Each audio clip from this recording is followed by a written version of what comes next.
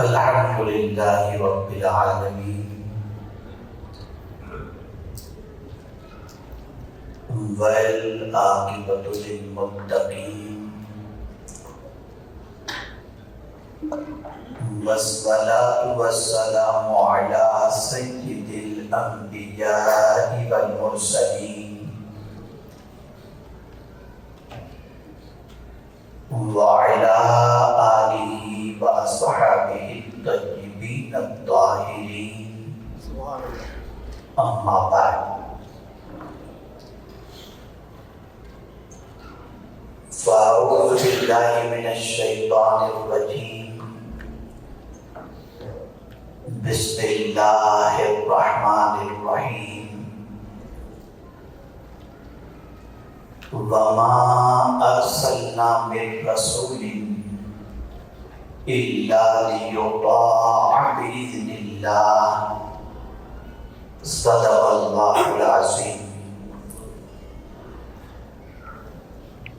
قابل قدر علماء ذوی الاحترام ثنا خوان مصطفیٰ، حاضرین و حاضرات و ناظرین، السلام علیکم ورحمۃ اللہ وبرکاتہ.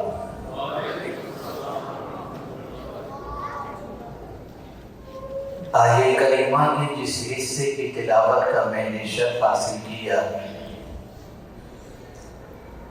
اس سے متعلق کچھ معلومات پیش کرنے سے پہلے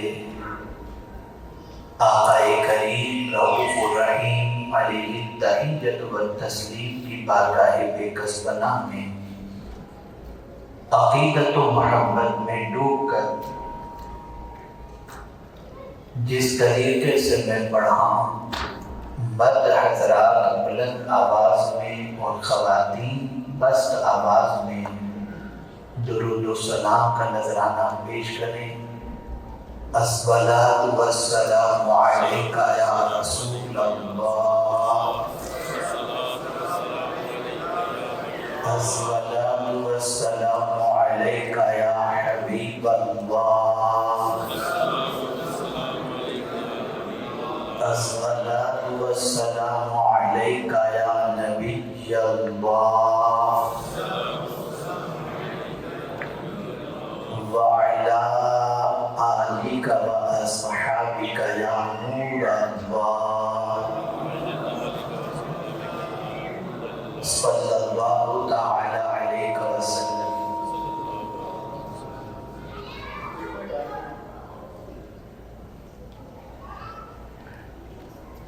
میرے پیارے آقا صلی اللہ تعالی علیہ وسلم کے پیارے دیوانوں اور خواتین اسلام،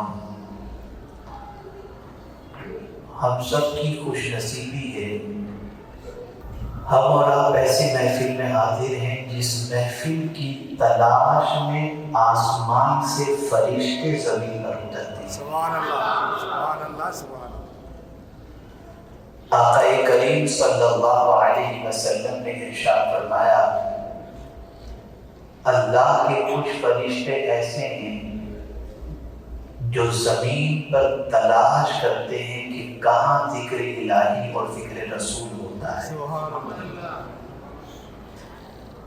اور جب انہیں کہیں وہ محفل نصیب ہو جاتی ہے تو فرشتے آ کر کے اس محفل میں بیٹھ جاتے ہیں، اور جب محفل ختم ہوتی ہے اور فرشتے پلٹ کر اللہ کی طرف جاتے ہیں تو اللہ سب جانتا ہے، پھر بھی فرشتوں سے پوچھتا ہے، میرے فرشتوں کہاں سے آ رہے ہو؟ سبحان اللہ، سبحان اللہ. تو فرشتے جواب میں عرض کرتے ہیں، فلاں جگہ پر تیرے یاد کی محفل سجی ہوئی تھی، ہم اس محفل سے آ رہے ہیں. کیا ہو رہا تھا اس محفل میں؟ رب قریب تیری تسبیح، تیری حمد، تیری تکبیر، تیرا ذکر ہو رہا تھا. فرشتوں یہ ذکر سننے والے اور ذکر کرنے والوں کی کوئی تمنا بھی تھی؟ ہاں مولا، ان کی تمنا یہ تھی کہ تو انہیں جنت عطا فرما دے. رب فرمائے گا فرشتوں کیا انہوں نے جنت دیکھی ہے؟ فرشتے عرض کریں گے کہ نہیں، رب فرمائے گا اگر جنت دیکھ لیں تو فرشتے عرض کریں گے پوری زندگی تیرے اور تیرے حبیب کے ذکر میں خرچ کر دیں۔ فرشتوں کس چیز سے پناہ مانگتے تھے؟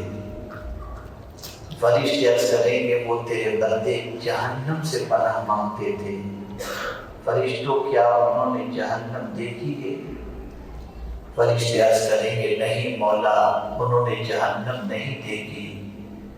تو رب فرمائے گا اگر دیکھ لیں تو فرشتے عرض کریں گے کبھی تیری نافرمانی کریں گے ہی نہیں۔ رب فرمائے گا فرشتوں گواہ ہو جاؤ میں نے سب کو بخش دیا۔ اس میں فرشتے عرض کریں گے مولا ایک بندہ ایسا بھی اس محفل میں شریک تھا جس کا مقصد محفل میں شریک ہونے کا تو نہیں تھا، محفل چل رہی تھی وہاں سے گزرا، دیکھا کہ کیا ہو رہا ہے، تو اس نے دیکھا کہ تیرے اور تیرے حبیب کا ذکر ہو رہا ہے، تو وہ بھی آ کر کے بیٹھ گیا۔ مولا اس کے بارے میں کیا حکم ہے؟ رب فرمائے گا فرشتوں گواہ ہو جاؤ میں نے اسے بھی بخش دیا۔ یہ وہ محفل ہے۔ دراصل ہمیں تھوڑا سا رسم سے باہر نکلنا ہوگا اور اصل کی طرف آنے کی کوشش کرنی ہوگی۔ ہم خطبہ کے خطابات کے اندر یہ ضرور سنتے ہیں کہ محفل میلاد میں انوار و تجلیات کی بارش ہوتی ہے، لیکن کبھی ان محفلوں کے آداب کو بجا لانے کی ہم کوشش نہیں کرتے کہ کچھ انوار ہم پر بھی اتر آئیں۔ ہم جیسے عام محفلوں میں جاتے ہیں ویسے ہی یہ محفل میں بھی آ جاتے ہیں، نتیجتاً محفل سے جانے کے بعد کچھ طبیعت میں تبدیلی ہوتی ہے، کچھ بس یوں ہی کھا پی کر کے نکل جاتے ہیں، زندگی میں کوئی فرق نہیں پڑتا۔ تو میری آج کی پہلی نصیحت آپ کو یہ ہے جب بھی محفل میلاد یا محفل ذکر الہی اور ذکر رسول ہو باوضو جایا کریں، تاکہ آپ پاک ہوں گے تو پاک پروردگار کی رحمتیں بھی آپ پر نازل ہوں۔ اب آئیے میں آپ کو سمجھاؤں کہ یہ محفل میلاد در حقیقت تعلق بالرسول کو مضبوط کرنے کے لیے ہے۔ یہ محفل میلاد در حقیقت ہمارے قلب کو مصطفیٰ جان رحمت صلی اللہ علیہ وسلم کی عظمت و محبت سے لبریز کرنے کے لیے ہے۔ یہ محفل میلاد در حقیقت رسول گرامی وقار صلی اللہ تعالی علیہ وسلم کی اطاعت کے جذبے سے سرشار ہونے کے لیے۔ ہم کتنی محفل میلاد اٹینڈ کرنے کے بعد بدلتے کیوں نہیں؟ وجہ یہ ہے کہ رسول صلی اللہ علیہ وسلم کے آنے کی محفل تو منعقد کرتے ہیں لیکن حضور کے آنے کے مقصد سے بے خبر ہے کہ اللہ نے اپنے محبوب صلی اللہ علیہ وسلم کو اس فرش گیتی پر بھیجا ہی کیوں؟ وہی تو ریزن ہوگا۔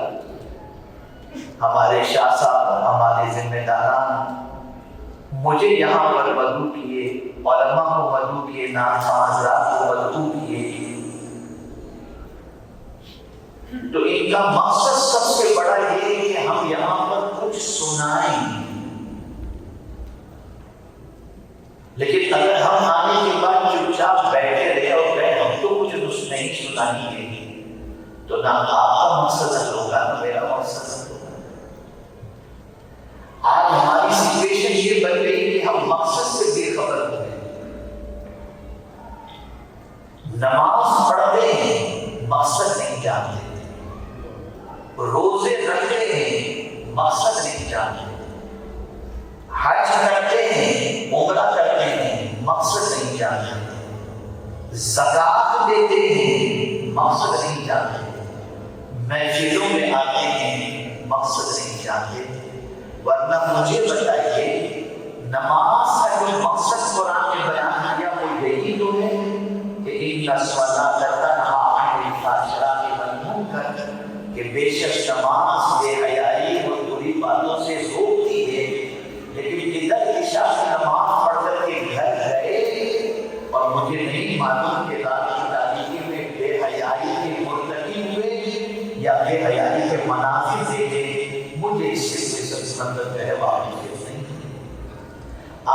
نماز پڑھنے کے بعد بے حیائی سے کیوں نہیں رک رہے کہ ہمارے مائنڈ میں نماز کا مقصد نہیں. روزہ رکھ کر کے ماہ رمضان کے گزرنے کے بعد قرآن کو اتنی بلندی پر رکھ دیتے ہیں کہ غلطی سے بھی ہاتھ نہ پہنچے، اور صبح شادی سے لے کر غروب آفتاب تک جس ماہ مبارک کے اندر حلال 3 چیزوں سے ہم بچتے ہیں، ماہ رمضان کے گزرنے کے بعد حرام سے کوئی تکلیف ہو جاتے ہیں. آپ کے رمضان میں حلال چیزوں سے بچتے تھے، اس کے گزرنے کے بعد حرام کے کوئی تکلیف کیوں ہو رہے ہیں؟ اس لیے کہ روزے کا مقصد ہم نہیں جانتے. ایسے ہی حج کو لے لیجیے، اور ایسے ہی زکات کو لے لیجیے، اور ایسے ہی میلاد مصطفیٰ صلی اللہ علیہ وسلم کی محفل میں آنے کے بعد ہماری زندگی میں جو انقلاب پیدا ہونا چاہیے، وہ انقلاب ہمارے اندر کیوں پیدا نہیں ہوتا؟ وجہ یہ ہے کہ میلاد مصطفیٰ صلی اللہ علیہ وسلم کی محفل کا مقصد بھی ہم نے صرف سننا سمجھا ہے، اور ہم نے سیکھنا نہیں سمجھا، اور تعلق بالرسول مضبوط کرنا نہیں سمجھا. اسی کو قرآن نے مینشن کیا کہ اللہ نے رسولوں کو بھیجا ہے. کیا ریزن ہے رسولوں کو بھیجے؟ خلقوں انسان اس نے پیدا کیے، لیکن ان انسانوں میں سے اللہ عز و جل نے رسولوں کو کیوں پیدا فرمایا؟ اور رسول عبادت سے نہیں بنتا. اللہ یعلم حیث یجعل رسالتہ، اللہ جانتا ہے کس کو رسالت عطا کی جائے. رسول بنتا ہے اللہ کے انتخاب سے. اللہ جسے چاہتا ہے تاج رسالت محمد صلی اللہ علیہ وسلم عطا فرماتا ہے. اور حضور صلی اللہ علیہ وسلم کے بعد نبوت کا دروازہ بند ہو چکا. حضور آخری نبی بن کر تشریف لائے، اور قیامت تک کوئی نہ نبی آ سکتا ہے نہ کوئی رسول آ سکتا ہے. اب اللہ بھیجتا کیوں ہے رسولوں؟ جس قوم کے لیے رسول آئے اس قوم کی رسپانسبلٹی یہ ہے کہ رسول کی بات مانو، رسول کی اطاعت کرو. اللہ فرماتا ہے وَمَا أَرْسَلْنَا مِن رَّسُولٍ إِلَّا لِيُطَاعَ بِإِذْنِ اللَّهِ. اللہ نے رسول نہیں بھیجے مگر اللہ کے حکم سے ان کی فرمانبرداری کی جائے، ان کی اطاعت کی جائے. ہر رسول کی اطاعت اس قوم کے لیے ضروری ہے. اور آخری رسول بن کر میرے آقا صلی اللہ علیہ وسلم تشریف لائے. اب رسول اعظم صلی اللہ علیہ وسلم کسی قوم کے رسول بن کر کے نہیں آئے، بلکہ اللہ کی ساری مخلوق کے رسول بن کر کے تشریف لائے. اگر رسول کے آنے کے مقصد کو ہم سمجھ جاتے ہیں، محبت و عظمت کے ساتھ ساتھ جب اطاعت بھی اپنے اندر پیدا کر لیتے، تو میں پورے یقین کے ساتھ کہتا ہوں جس جگہ سے مسلمان گزرتا دنیا اس کو سلام کرتی ہوئی نظر آتی. آج اگر ہم یہ کہتے ہیں کہ عالمی سطح پر مسلمان فٹ بال کے بال کی طرح لوگوں کے پیروں کے اندر آ رہے ہیں، آج اگر ہم یہ کہتے ہیں کہ ہمارا وجود، ہماری کیفیت، ہماری زندگی عالمی سطح پر سب سے زیادہ بدترین ہے، اور ہم کامیابی کی تلاش کے اندر در بدر کی ٹھوکریں کھاتے ہیں، لیکن ہم نے کبھی نہیں سوچا قرآن کی روشنی میں کہ اللہ نے کامیابی کو کن چیزوں کے اندر رکھا ہے. اگر ہم اس کو مطالعہ کرتے اور جاننے کی کوشش کرتے تو مجھے اور آپ کو اچھی طرح یہ بات سمجھ میں آ جاتی کہ جس رب قدیر جل جلالہ کے قبضے قدرت کے اندر عزت بھی ہے، دولت بھی ہے، ذلت بھی ہے، ملک بھی ہے، اسی کے بارے میں رسول اعظم صلی اللہ علیہ وسلم سے کہا گیا کہو تم قل اللہم مالک الملک من تشاء وتنزع الملك ممن تشاء وتعز من تشاء وتذل من تشاء. اللہ اکبر. مالک الملک اللہ ہے. اللہ جسے چاہے ملک عطا فرما دے, جس سے چاہے ملک چھین لے, جسے چاہے عزت عطا فرمائے, جسے چاہے ذلت عطا فرمائے. سب کچھ اس کے دست قدرت میں ہے. ہمارا قرآن پر بھی یقین ہے, رحمان پر بھی یقین ہے, رحمت للعالمین صلی اللہ علیہ وسلم پر بھی بھروسہ ہے. اب اللہ کی کتاب کیا کہتی ہے؟ اے میرے بندوں اور میرے محبوب کے ماننے والوں, تم در بدر کامیابی کی تلاش میں بھٹک رہے ہو, آؤ میں تمہیں نسخہ عطا کر رہا ہوں. اگر اس نسخے کو تم نے فالو کیا تو تم دنیا میں بھی کامیاب ہو جاؤ گے اور آخرت میں بھی کامیاب ہو جاؤ گے. اور وہ نسخہ کون سا ہے؟ جو قرآن کہتا ہے وَمَن يُطِعِ اللَّهَ وَرَسُولَهُ فَقَدْ فَازَ فَوْزًا عَظِيمًا. جس سے اللہ اور اس کے رسول کی اطاعت کی, بے شک اللہ اسے بڑی کامیابی عطا فرماتا ہے. میرے پیارے آقا صلی اللہ علیہ وسلم کے پیارے دیوانوں, ہمارا یقین کمزور ہو گیا, ہمارا تعلق بھی رسول کمزور ہو گیا ہے. ہم محبت رسول کے زبانی دعوے دار تو نظر آتے ہیں, لیکن ہماری کیفیت اور ہماری عادتیں اس رسول کی محبت کا اظہار کرتے ہوئے نظر نہیں آتی. میں آپ کو مثال کے ذریعے سمجھاؤں, صحابہ کی زندگی سے سمجھاؤں, تاکہ آپ اچھی طریقے سے سمجھ سکیں کہ صحابہ کرام علیہ الرضوان کی سچویشن کیا تھی. اللہ اکبر. حضرت ابو درداء رضی اللہ تعالی عنہ جب کسی سے بات کرتے تو مسکرا کر بات کرتے, جب بھی کلام فرماتے تو مسکراتے ہوئے کلام فرماتے. ایک روز ان کی بیوی نے ان سے کہا, ابو درداء آپ مسکرا کر کے ملتے ہو, سب سے کہیں لوگ آپ کو بے وقوف اور مینٹل نہ سمجھیں. تھوڑا سا سیریس بھی رہا ہے. قربان جائے کے جواب پر ارشاد فرماتے ہیں, اے میری شدید حیات, میرے مسکرانے سے ملنے پر دنیا میرے بارے میں کیا سوچتی ہے مجھے اس کی پرواہ نہیں. میں نے تو اپنے نبی کو جیسا دیکھا تھا ویسا کر رہا ہوں, جیسا دیکھا تھا.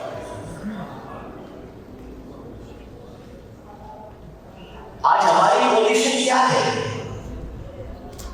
تو بھی فرینکلی میں عرض کرتا ہوں, ہم نے مائنڈ سیٹ کر لیا ہے کہ ہم اگر طریقے مصطفیٰ صلی اللہ علیہ وسلم پر چلیں گے تو رسپیکٹ نہیں ملے گا.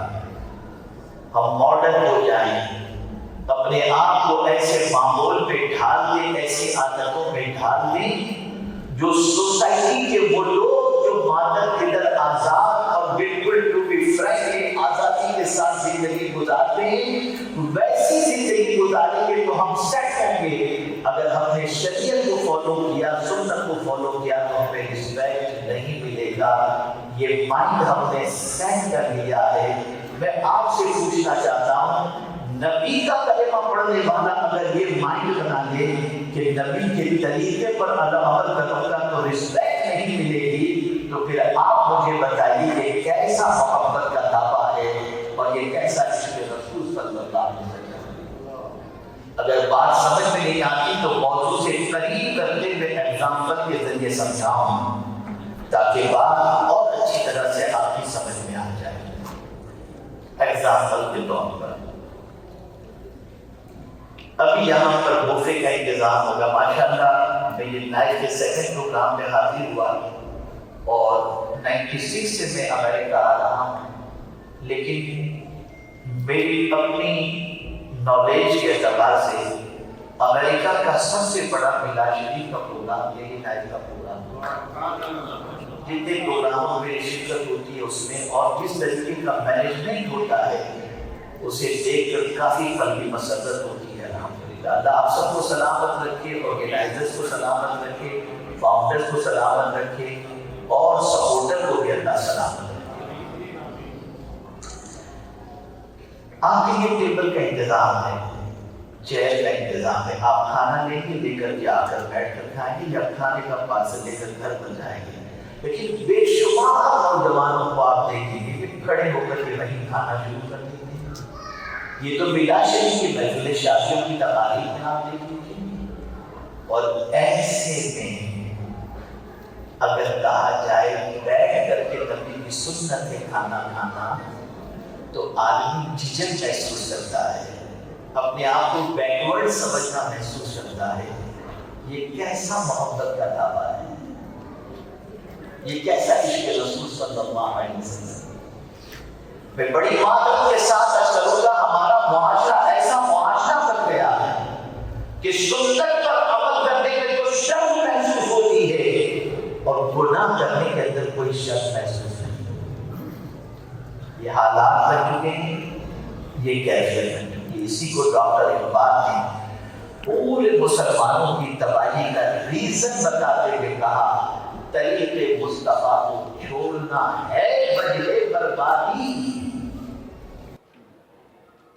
ہماری بربادی کی وجہ سب سے بڑی یہ ہے کہ ہم نے رسول رحمت صلی اللہ علیہ وسلم کے طریق کو چھوڑ دیا، آپ کے راستے کو چھوڑ دیا، اور اس راستے کو چھوڑنے ہی سے اقتدار سے ہم محروم ہو گئے، اور ہماری زندگی آج بالکل ایسی بن چکی ہے کہ اگر میں یہ کہوں تو غلط نہ ہوگا کہ سمندر کی جھاگ کی طرح ہماری زندگی، نہ ہماری کوئی ویلیو ہے، نہ ہماری کوئی وقت ہے، نہ کوئی ہماری عزت ہے۔ آئیے اور تھوڑا سا سمجھاتا ہوا چلیں۔ صحابہ کیوں کامیاب تھے؟ پیٹ پر پتھر مارتے تھے، کامیاب تھے۔ فاقہ کشی میں زندگی گزارتے تھے، کامیاب تھے۔ وجہ یہ تھی کہ وہ نقش پائے مصطفیٰ صلی اللہ علیہ وسلم کو تلاش بھی کر کے اور حضور صلی اللہ علیہ وسلم کی پیروی کو اپنی زندگی کا سب سے بڑا مقصد سمجھتے۔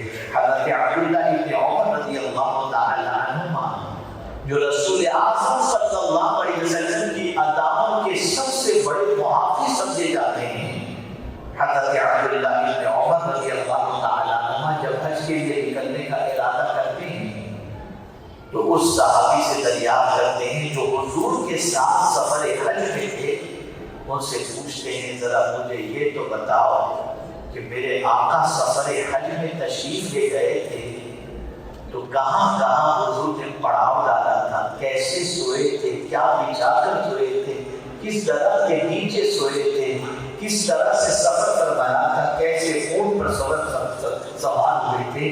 حضرت عبداللہ ابن عمر پوچھے اور بتایا گیا فلاں جگہ پر حضور صلی اللہ علیہ وسلم اس پہاڑ کے نیچے اترے تھے، وہاں پر سرکار نے 2 رکعت نماز ادا فرمائی تھی۔ حضرت عبداللہ ابن عمر رضی اللہ تعالی عنہ تشریف لے گئے اور جب وہ جگہ آئی تو اس کے قریب میں سرکار کی نماز ادا کرنے کی وجہ سے وہاں پر مسجد قریب میں بنا دی گئی تھی، لوگ اس مسجد میں نماز پڑھنے کے لیے جاتے تھے۔ لیکن حضرت عبداللہ ابن عمر رضی اللہ تعالی عنہ کو جب پتہ چلا حضور نے کس جگہ نماز ادا فرمائی تھی تو مسجد کی بجائے اس جگہ پر انہوں نے نماز ادا فرمائی جہاں حضور کے قدم لگے تھے۔ لوگوں نے کہا عبداللہ سرکار نے نماز ادا فرمائی تھی تب مسجد نہیں تھی، اب تو اللہ کا گھر بن چکا ہے، وہیں نماز پڑھتے، یہاں کیوں نماز پڑھ رہے ہو؟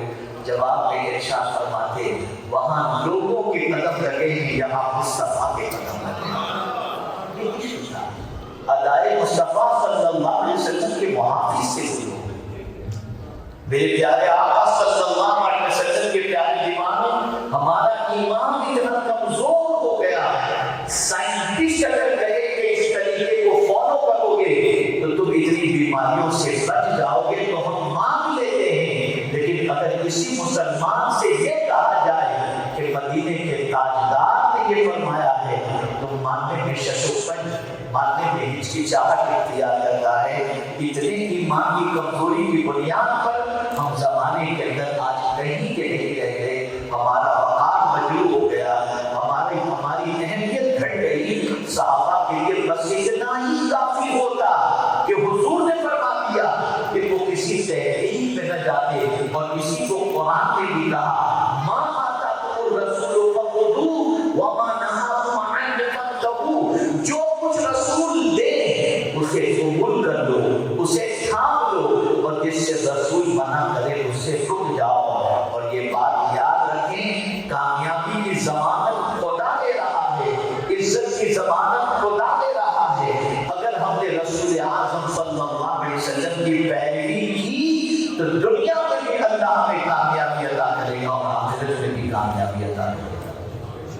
میں آپ کو بتاؤں مکے کی سرزمین پر سیدنا بلال رضی اللہ المولا تبارک و تعالی عنہ آغوش اسلام میں قدم رکھ چکے تھے. ان کا مالک جو مسلمان نہیں تھا کتنی تکلیفوں کو عطا کی، گرد ریت پر گھسیٹا گیا ہے، برف کی سیڑھیوں پر سلایا گیا ہے اور کہا گیا مصطفیٰ جان رحمت کا دامن چھوڑ دو صلی اللہ علیہ وسلم. تو حضرت بلال یہی کہتے ہیں احد احد میرا خدا ایک ہے، میں دامن مصطفیٰ نہیں چھوڑ سکتا. صدیق اکبر نے خریدا، آزاد کیا. فاتح مکہ بن کر جب رسول اعظم صلی اللہ علیہ وسلم مکہ مکرمہ پہنچتے ہیں تو صحابہ کی ایک بڑی جماعت وضو کے ساتھ اذان کا وقت ہوتا ہے. مکہ فتح ہو چکا تھا، تلواروں سے نہیں، اخلاق مصطفیٰ صلی اللہ علیہ وسلم. مکہ فتح ہو چکا تھا، اذان کا وقت ہوا. صدیق اکبر بھی موجود ہے، فاروق اعظم بھی موجود ہے، عثمان غنی بھی موجود ہے، مولا علی کرم اللہ تعالی وجہہ کریم بھی موجود ہے اور صحابہ کا جمع غفیر موجود ہے. لیکن وہ بلال جو مکے میں گھسیٹے جاتے تھے، اذان کا وقت ہوا تو سرکار نے حضرت بلال سے فرمایا بلال کعبے کی چھت پر چڑھ کر کے اذان کرو. بلال جب کعبے کی چھت پر چڑھ کر اذان کہتے ہیں اور جیسے ہی کہتے ہیں اللہ اکبر اللہ اکبر، صدیق اکبر جو کعبے کے قریب کھڑے تھے غشی تاری ہوتی ہے، بے ہوش ہو کر کے گر جاتے ہیں. فاروق اعظم نے سہارا دیا اور جب کافی دیر کے بعد صدیق اکبر کو ہوش آیا تو فاروق اعظم نے پوچھا ابو بکر کیا بات ہے، آج بلال سے اذان سن کر تم پر غشی تاری ہو گئی؟ مدینے میں تو پانچوں وقت کی اذان تم بلال سے سنتے تھے، کبھی تم پر غشی تاری نہیں ہوئی اور آج مکے میں اذان سن کر غشی تاری ہوئی؟ قربان جائیے صدیق اکبر کے جواب پر ارشاد فرماتے ہیں وجہ سب سے بڑی یہ ہے عمر، یہ وہی تو بلال ہے جس کو مکے میں گھسیٹا جاتا تھا، مکے میں اذیتیں دی جاتی تھی، مکے میں کوئی قرصان حال نہ تھا، لیکن دل مصطفیٰ کو دے بیٹھا اور مصطفیٰ کی اطاعت میں زندگی گزارنے لگا. تو سنو میں اپنے قبیلے کا بڑا ہوں، کعبے کے قریب کھڑا ہوں، تم اپنے قبیلے کے بڑے ہو، کعبے کے قریب کھڑے ہو، لیکن بلال کے قدموں کو تو کعبہ چوم رہا ہے. تو بلال کی اس عزت کو دیکھ کر مجھ پر غشی تاری ہو. یہ عزت کیسے؟ یہ عزت بلال حبشی رضی اللہ تعالیٰ عنہ کو کس سے ملی؟ حضور صلی اللہ علیہ وسلم کی اطاعت سے ملی، سرکار صلی اللہ علیہ وسلم کی فرمانبرداری سے ملی.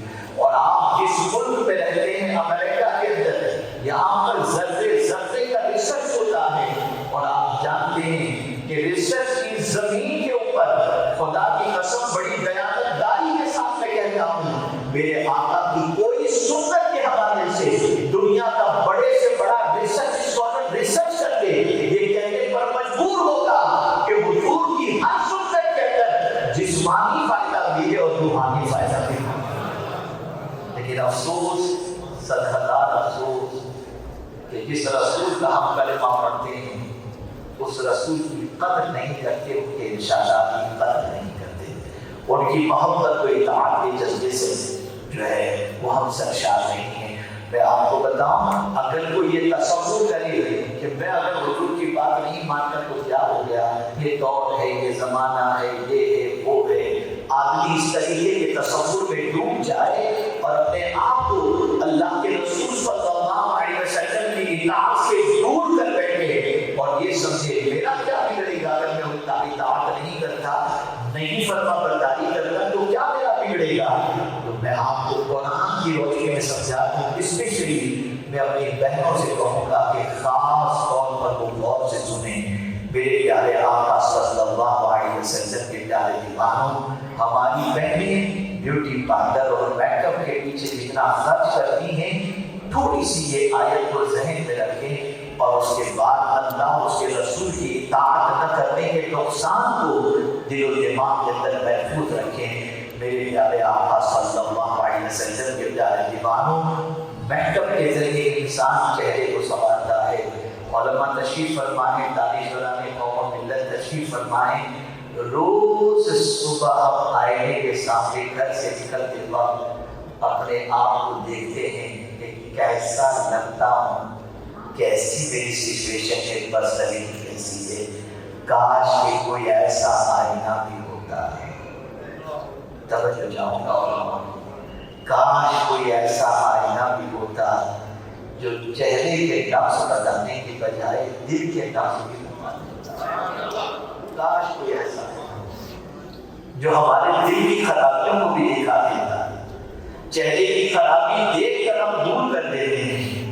کلین شیپ ہونے کے لیے تھوڑے سے بال بڑھے، روزانہ ہم نے اس طرح گھما دیا، ریزر گھما دیا، ہم نے دیکھا کہ کلر تھوڑا سا سامنا ہو رہا ہے تو جا کر کے مارکیٹ سے کریم لائے، فیس واش کون سا استعمال کریں جس کے اندر برائٹنس والی پوزیشن ہو، یہ ساری چیزوں پر فوکس کرتے ہیں۔ میرا رب علیم و خبیر ہے، جانتا ہے کہ میرے بندوں کو اپنے چہرے سے کتنی محبت ہے، تو قرآن کہتا ہے اسی چہرے کو لے کر کے یوم تقلب وجوہہم فی النار یقولون یا لیتنا اطعنا اللہ واطعنا الرسول، قیامت کے دن ان کے چہروں کو اللہ جہنم کی آگ میں الٹ پلٹ کرے گا، جہنم کی آگ میں الٹ پلٹ کرے گا۔ جس طریقے سے باربیکیو کے اندر آپ دیکھتے ہیں چکن کو الٹ پلٹ کرتے ہیں نا، کچی تو نہیں رہ گئی۔ اور آپ کہہ رہا ہے قیامت کے دن ان کے چہرے کو اللہ جہنم کی آگ میں الٹ پلٹ کرے گا، جن کے چہروں کو جہنم کی آگ میں الٹ پلٹ کیا جائے گا وہ کہتے کیا ہوں گے؟ تو قرآن کہتا ہے یقولون، وہ کہہ رہے ہوں گے یا لیتنا اطعنا اللہ واطعنا الرسول، کاش کہ ہم اللہ کی بات مانے ہوتے اور اللہ کے رسول کی بات مانے ہوتے۔ کیا ہے یہ جہنم کی آگ؟ تو حضور صلی اللہ علیہ وسلم فرماتے ہیں اگر سوئی کے سوراخ کے برابر بھی جہنم کی آگ کے دروازے کو کھول دیا جائے تو پوری دنیا جل کر کے راکھ ہو جائے۔ یہ ہے جہنم کی طاقت اور جہنم کے آگ کی طاقت، اس میں چہرے کو الٹ پلٹ کیا جائے گا۔ یہ قرآن کہہ رہا ہے، میں نہیں کہہ رہا۔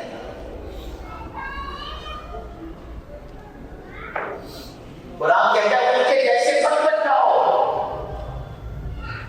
جو کہتے ہیں ہم نے سنا لیکن اس کے بعد انسنی کر دیتے، بلا تقولوا کالذین قالوا سمعنا وهم لا يسمعون۔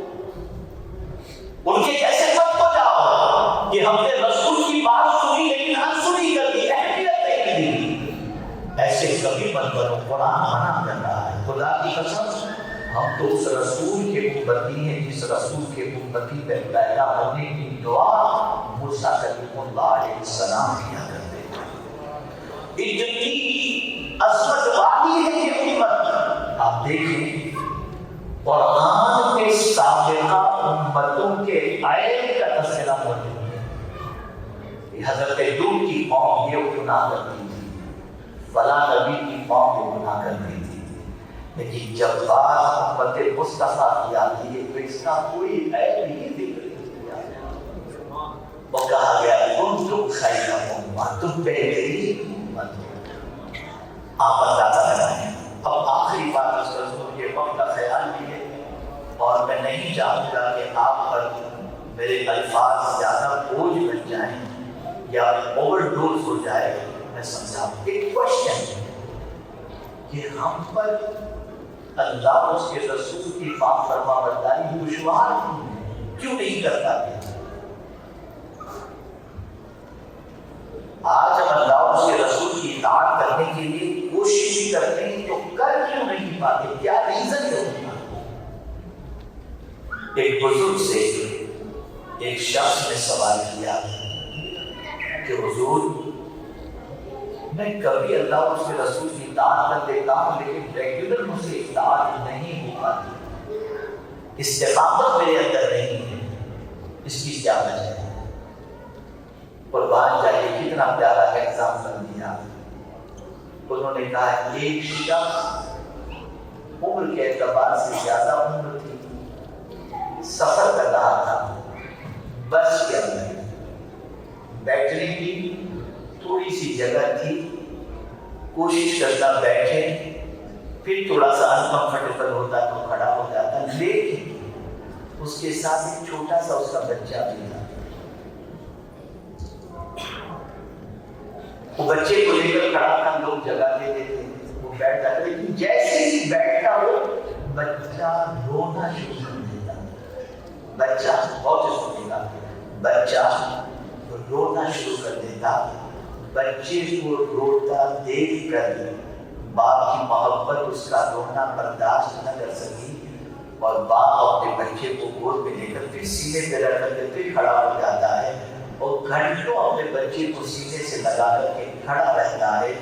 پھر تھک جاتا ہے تو سوچتا ہے تھوڑا سا بیٹھ جاؤں. جیسے ہی بیٹھنے جاتا ہے پھر بچہ رونا شروع کرتا ہے، پھر وہ کھڑا ہو جاتا ہے. کہ وہ حضور فرماتے وہ کون سی چیز ہے جو اس باپ کو کھڑے ہو کر تکلیف اٹھانے پر مجبور کرتی ہے؟ تو جواب ملے گا یہ بچے کی محبت ہے. خدا کی قسم اگر امت مصطفیٰ کو سرکار سے سچی محبت ہو جائے تو رات بھر عبادت کو گزار کر کے محبت کی دعوت پر مجبور کر دیتی ہے، محبت پر خبرداری پر مجبور کر دیتی ہے. ہمارے اندر محبت کی کمی ہے، ہم دل سروس کے عادی ہو چکے. ہمیں حقیقی محبت اپنے دل میں پیدا کرنی ہے، اور یاد رکھیں کہ جتنی محبت سارے انسانوں سے زیادہ حضور سے محبت کریں. اور حضور صلی اللہ علیہ وسلم کی جب سارے انسانوں سے زیادہ محبت ہوگی تو ہمارے لیے حضور صلی اللہ علیہ وسلم کی اطاعت آسان ہو جائے گی، فرمانبرداری آسان ہو جائے گی. اب میں دو باتیں عرض کرتا ہوں تاکہ یہاں سے جب آپ اٹھیں اور گھر جائیں تو آپ کے دماغ کے اندر یہ چیز موجود ہو اور آپ آسانی کے ساتھ پریکٹس کر سکیں. اور جب پریکٹس کریں گے تو انشاءاللہ ایک سنت پر عمل کرنے کا ثواب اللہ آپ کو عطا فرمائے گا. دو سنتیں بتا دیتا ہوں. ایک سنت تو یہ کہ حضرت انس رضی اللہ تعالی عنہ سے میرے آقا صلی اللہ علیہ وسلم نے ارشاد فرمایا انس تم سے ہو سکے تو صبح اس حال میں کرو کہ تمہارے سینے میں کسی مومن کے لیے کینہ نہ ہو. اور اے انس یہ میری سنت ہے. اور پھر سرکار فرماتے ہیں جس نے میری سنت سے محبت کی اس نے مجھ سے محبت کی، اور جس نے مجھ سے محبت کی وہ جنت میں میرے ساتھ ہو. سینے کو مومن کے لیے کینے سے صاف کر. ایک دوسری سنت دسترخوان پر جب بیٹھو کھانے کے لیے تو کھانا شروع کرنے سے پہلے بسم اللہ الرحمن الرحیم پڑھ لو. حضور صلی اللہ علیہ وسلم نے فرمایا اسلامی اخلاق و آداب میں حضور صلی اللہ علیہ وسلم رحمۃ اللہ رضوان اس حدیث کو نقل کیا ہے کہ جو شخص کھانا شروع کرنے سے پہلے بسم اللہ پڑھ لے اور دسترخوان پر کھانا لگا ہوا ہے، کھا چکا ہے لیکن ابھی کھانا لگا ہوا ہے، اس کھانے کے اٹھنے سے پہلے یعنی اسے اٹھایا جائے اس سے پہلے الحمدللہ پڑھ لے. سرکار فرماتے اللہ اس کی بخشش فرما دیتا ہے. اس سنت کو زندہ کرو، یہ بہت آسان ہے. دل میں 3 مرتبہ آپ کے ساتھ یہ معاملات پیش ہوتے ہیں. میرے آقا صلی اللہ علیہ وسلم کی سنت کو فالو کرو. آج ایک بہت بڑی شکایت جب بھی میں امریکہ آتا ہوں یا دنیا کے بھی ملکوں میں یا ان علاقوں میں جاتا ہوں تو گھبراہٹ، بے چینی، اسٹریس، اینگزائٹی اس کی شکایت ہو کر ہمارا طبیعت بہت گھبراتی ہے، بے چینی بہت رہتی ہے، سکون نہیں ملتا. تو میں یہاں پر اعلیٰ حضرت عظیم البرکت کے معاملے کو محبت کا بتایا ہوا ایک عمل آپ کو بتا دیتا ہوں. اسے اپنی زندگی میں امپلیمنٹ کریں، اس کا فائدہ بھی میں آپ کو سنا دیتا ہوں. اعلیٰ حضرت عظیم البرکت امام بیش کو محبت نے الوظیفۃ الکریمہ کے اندر یہ عمل بتایا ہے کہ جو شخص فجر کی نماز کے بعد 100 مرتبہ لا الہ الا اللہ الملک الحق المبین پڑھے، اللہ تعالیٰ اس کی روزی میں برکتیں عطا فرماتا ہے اور قبر کی اور محشر کی گھبراہٹ سے اللہ اسے بچا دیتا ہے۔ تو قبر کی گھبراہٹ تو سب سے بڑی ہے اور محشر کی اس سے بڑی ہے۔ تو جب کوئی شخص روزانہ فجر کی نماز کے بعد اس کو پڑھنے کا عادی بن جائے تو زمین کے اوپر کی گھبراہٹ بھی دور، زمین کے اندر کی گھبراہٹ بھی دور اور میدان محشر کی گھبراہٹ بھی دور ہو جائے گی۔ اللہ رب العزت جل جلالہ کی بارگاہ میں دعا ہے کہ رب قدیر جل جلالہ اس محفل پاک و شرف قبولیت سے نوازے۔ اور مجھے بڑی مسرت ہوئی شاہ صاحب سے آج میری بات ہوئی، جنہوں نے ایک بڑا پروگرام، عظیم پروگرام، 2 پروگرام بتائے۔ ایک تو ہمارے علامہ مولانا مقصود صاحب کی کتاب جو 22 زبانوں میں ٹرانسلیٹ ہو چکی ہے اور جسے اب اسپینش کے اندر بھی ٹرانسلیٹ اس کا ہو چکا ہے، اور وہ کتاب اسلام سمجھنے کے لیے، دوسروں کو دینے کے لیے بہت بہترین کتاب ہے۔ اس کتاب کو یہ نائف اور ان کی گلوبل مل کر کے دونوں جو ہے وہ اس کتاب کو شائع کر رہے ہیں، آپ اس میں بھی حصہ لیں۔ اور دوسری سب سے اہم بات اسکول کے حوالے سے انہوں نے بتائی کہ اسکول قائم کرنا، یاد رکھیں آج انوائرمنٹ اچھا ہو تو بچہ اچھا بنتا ہے۔ کسی انسان کے اچھے ہونے کے لیے 3 چیزیں ضروری ہیں۔ ایک انسان کو اچھا انسان بنانا ہے تو 3 چیزیں ضروری ہیں۔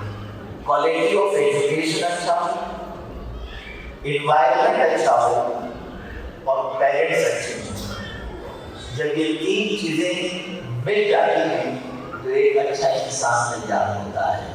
تو میرے پیارے آقا صلی اللہ علیہ وسلم کے پیارے دیوانوں، اسکول اور کالج کے سلسلے میں جو پروگرام ہے، اس پروگرام کو حتمی شکل دینے اور اسے عملی جامہ پہنانے کے لیے آپ نائب کے ساتھ کاندھا پر کاندھا ملا کر کے تیار ہو جائیں۔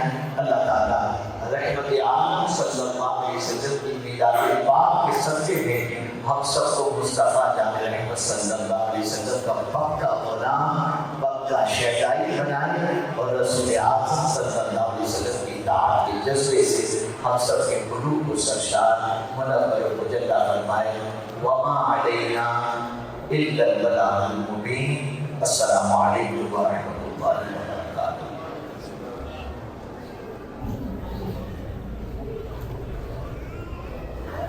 الحمدللہ رب العالمین والصلاة والسلام علی سید الانبیاء والمرسلین وعلی آلہ واصحابہ الطیبین الطاہرین۔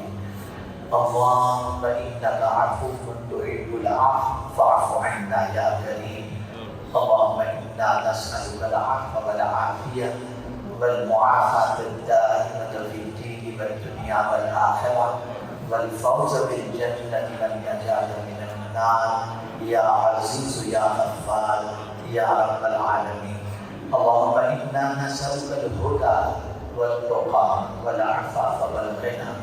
اللهم إني أعوذ بك من الفقر وأعوذ بك من الغنى وأعوذ بك من فتنة الدنيا وفتنة المحيا وفتنة الممات وفتنة المسيح الدجال۔ اللهم إنا نعوذ بك من الشقاق والنفاق وسوء الأخلاق وسوء الخاتمة۔ اللهم أعنا على ذكرك وشكرك وحسن عبادتك۔ اللهم اجعلنا من عبادك الصالحين۔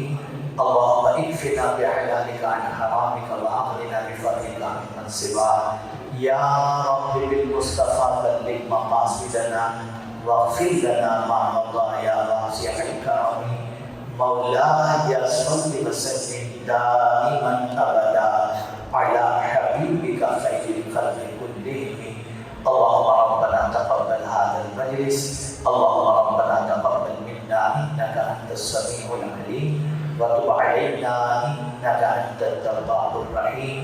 ان الله وملائكته يصلون على النبي يا ايها الذين امنوا صلوا عليه وسلموا تسليما۔ تسليما اللهم صل على سيدنا ومولانا محمد معدن الجود والكرم وآله وصحبه وبارك وسلم وأفوض أمري إلى الله إن الله بصير بالعباد برحمتك يا